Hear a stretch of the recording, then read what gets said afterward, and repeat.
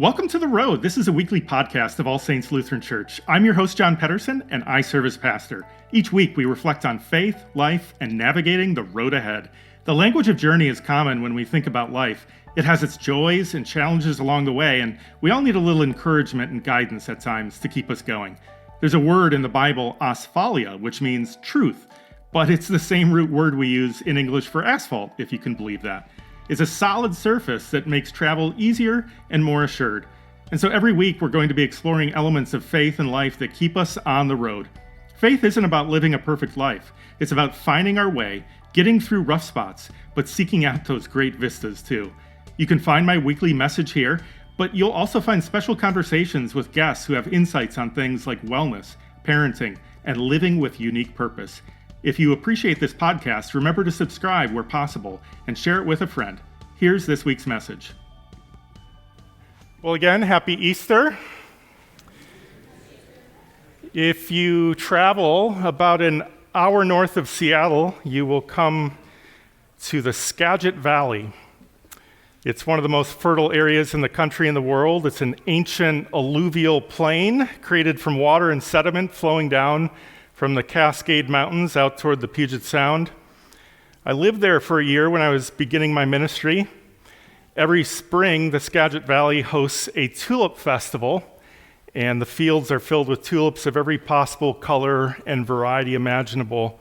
People come from all over the state and the country to see all of it. It's the largest tulip festival in North America. About 20 million tulip bulbs are harvested every year, and another 75 million cut flowers, including daffodils, are grown in fields and greenhouses nearby. The Skagit Valley accounts for about 75% of tulip production in the U.S. The festival begins tomorrow, actually, and lasts the entire month of April, and the tulips bloom as they see fit. Even if you don't think you like tulips, it's kind of hard not to be inspired. It's an emphatic statement that spring has arrived. If you ever can time a visit there in April, it's worth seeing.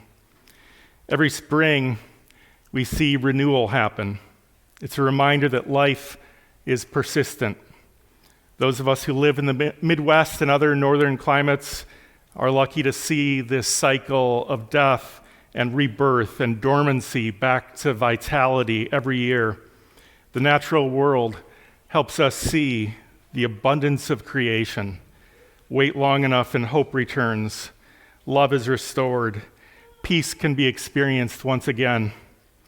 Easter is a celebration of Jesus' resurrection from the dead. A couple of weeks ago, we heard Jesus foreshadow his death and resurrection and say, unless a grain of wheat falls into the earth and dies, it remains just a single grain. But if it dies, it bears much fruit.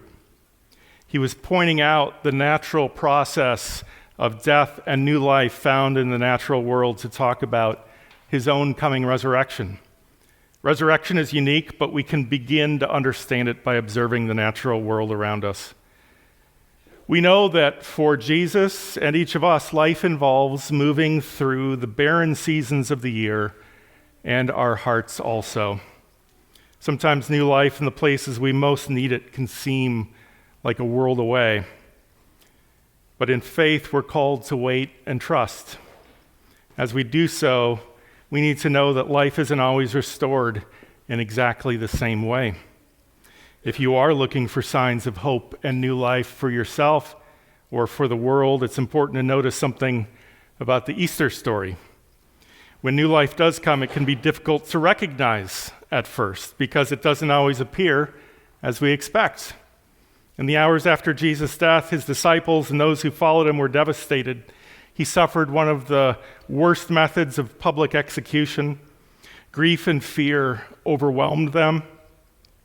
But on the third day, Mary ventured out to the tomb and discovered it empty. In shock, she went to find the disciples, and two of them came to see. But their initial responses weren't the joy and amazement that we imagine on Easter. John explains, for as yet they did not understand the scripture that he must rise from the dead. Jesus had been telling them what was coming again and again, but they just couldn't understand it because it had no precedent. The only emotional response comes from Mary, who's weeping. She's not only overwhelmed with grief, but now it seems this sacred place has been violated. What more can happen? But that's when she sees the two angels and then Jesus, who she mistakes at first for a gardener. She says, "Sir, if you've carried him away, tell me where you've laid him." And that's when he speaks to her, "Mary." And hearing his voice, her eyes are opened. Mary knows his voice. There's a quality you can hear in someone's voice that you've come to know. This initial confusion and inability to recognize him is something we hear in many accounts when Jesus appears to his disciples after his resurrection. It's kind of a surprising twist. I mean, wouldn't he just look the same? But it seems his appearance is just different enough that they don't immediately recognize him until they identify him through his words, his wounds, and other qualities that point to the person that he truly is. Do you know Jesus through his words and the tone and spirit of his teachings? Christian faith means becoming familiar with the voice of Jesus, which sounds like grace and encouragement and peace. If we have that voice guiding us, we can become better attuned to signs of new life that may be different than what we're expecting, especially when what we're seeing around us seems to be the opposite so often. Mary arrived at the tomb, and understandably, she expected to find signs of death. So much of our own vision today can become occupied with signs of loss or deterioration that we see perhaps in ourselves or others, or perhaps our society or the world at large. Much of that may be real when we look at things like war, division, changes in climate, but also personal challenges that we or loved ones are confronted with. The world went through what felt like a barren season during the pandemic. Some things went dormant. As the world was starting to come out of it, experts across sectors said things wouldn't just go back to the way they were before. And that has been true in a number of ways. Some things are about the same. Others have fallen away. A lot has adapted and shifted, like life always does. Habits and patterns have changed. But we need to learn the lesson Mary did on Easter, that new life can look different than the life that preceded it. Embracing renewal means being open to life that appears differently than it did before. It means engaging in our faith journey in new ways, beginning new patterns. Otherwise, we may miss the life that's in front of us. Jesus spoke about serving and loving the neighbor. If we're attuned to the voice of Jesus, it will mean we have to go beyond our schedules and priorities, set times, to prioritize community and relationships. And in that commitment to love our neighbor, we find our purpose and meaning. Loving neighbor is at the heart of Jesus' teachings. And this is something at All Saints that we continue to pursue. We're committed to making a relevant impact by creating relationships with local organizations and our neighbors, and positively shaping the tone and the culture of our community through meaningful conversations. We believe our souls, each of our souls need care, and we offer opportunities for everyone to pursue well-being connected to faith. And as we find greater well-being in ourselves, we discover new bandwidth and inspiration, and we can turn our focus to loving and serving others. We begin to see the world with fresh eyes through the lens of gratitude. The story of Easter is about hope, and it's also about the resurrection of life and gratitude. Albert Schweitzer, who was a theologian and Nobel Peace Prize winner, said the greatest thing is to give thanks for everything. He who has learned this knows what it means to live. He has penetrated the whole mystery of life, giving thanks for everything. Now, by that, he didn't mean that we have to give thanks for bad things, but we give thanks in spite of them. Gratitude is an emotion and a perspective. It's also an ethical way of life. Because in finding it within ourselves, we also find the goodness around us, including in others, and it helps us focus on encouragement and grace toward others rather than resentment. All of the failings and shortcomings we see in the world may be real, but our most profound response does not involve bringing anger and disappointment to bear on them. Instead, it may come from finding reasons for connection with those that frustrate you, or looking for goodness, reasons for hope, and opportunities for action. When we bring God's love to bear in tangible ways in everyday relationships at work or in our community, we're cultivating the soil that we live in and making new growth possible. Author Diana Butler Bass has written a book called Grateful: The Transformative Power of Giving Thanks. As a Christian historian, she explores her own struggle with personal gratitude and ultimately traces the idea of gratitude back to its social origins in Roman and earlier European practice, in which gratitude in society functioned more as a system of obligatory reciprocity. I did this for you, so now you owe me. I'm your benefactor. It was a system of quid pro quo. I did this for you, maybe you do something nice for me someday. With the emergence of democracies and the move away from feudal and royal and tribal and sectarian and authoritarian societies, the practice of gratitude began to change. Rather than obligation required, it began to shift to something not required, but a state of our hearts and minds that moves us to share something with others in response. It might mean sharing an authentic word of thanks. It might mean devoting our time, energies, or resources to encourage and support community and a common purpose. Bass writes, gratitude is defiance of sorts, the defiance of kindness in the face of anger, of connection in the face of division, and of hope in the face of fear. Gratefulness does not acquiesce to evil, it resists evil. That resistance is not that of force of direct confrontation.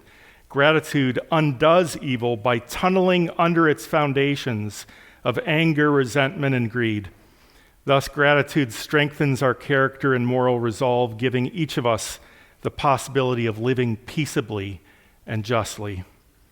She acknowledges that gratitude is not some panacea psychologically or politically that denies pain or overlooks what's wrong, but gratitude invalidates the false narrative that these things are the sum total of human existence, that despair is the last word. Gratitude gives us a new story. On Easter, the resurrection of Jesus gave us a new story. What seemed to be the darkest of days became reason for hope and joy and gratitude. During the year I lived in the Skagit Valley, I found myself grateful so often, being near the mountains and the Puget Sound, the natural surroundings, along with new opportunities I had to serve and make a difference. During that year, I spoke with my grandfather on the phone. He was an avid gardener, and he taught me really how to start a new vegetable garden in our backyard growing up. He had an incredible garden, raspberries, vegetables, and flowers. And knowing what I did about Skagit Valley tulips, I told him I would bring back some bulbs for him to add to his garden. But during my time there, my grandfather passed away. And when I came home at the end of the year, I brought the tulip bulbs I promised and planted them in front of his gravestone alongside my grandmother. I was so grateful for what he had meant to me over the years. And planting the bulbs was a sign in my own heart of the new life that comes forth from the barren earth and an assurance of the new life that Jesus promises us. If you go to Jerusalem today looking for a gravestone for Jesus, you won't find one. You can visit places that claim to be the original site of the tomb where he was buried, but there's no actual grave site because Jesus is not buried anywhere. He is risen. That seemed inconceivable to his disciples in their darkest hours after witnessing his death on the cross. Grief dominated everything. There may be moments in our own lives, even now, when it's difficult to see the path ahead. We see only loss and a future dominated by uncertainty and fear. But the resurrection points us to a singular hope, to the victory of love over antagonism, of peace over hostility, of gratitude over grief. God's love, in all of its implausible persistence, has risen to create a new world. Like spring, all things are made new. Sometimes you have to listen for the true voice of Jesus and look again to recognize it. God's love and hope wins even in the face of the real griefs that we bear, and that new life is shared with you today.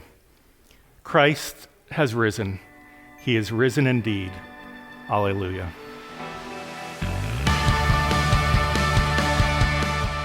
That's this week's message. You don't have to navigate the road ahead alone. You can join with others at All Saints. Visit allsaintsmtka.org for more information. Have a great week.